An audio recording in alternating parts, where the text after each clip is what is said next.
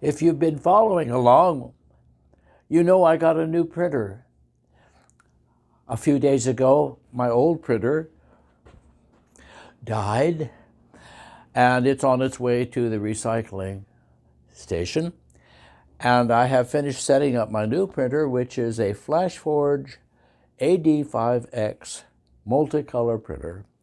And I'm in the process of loading colors. It's a simple process, thankfully, of mounting a spool onto a place in the back, feeding the filament into a little tube,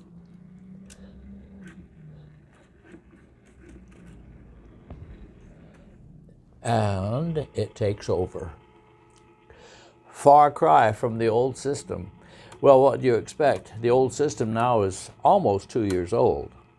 So it's about time that I changed and upgraded to a better system, a more grown-up system compared to the kids system that I've been using for the last 21 months.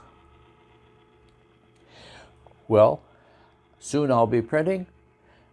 Thanks for watching.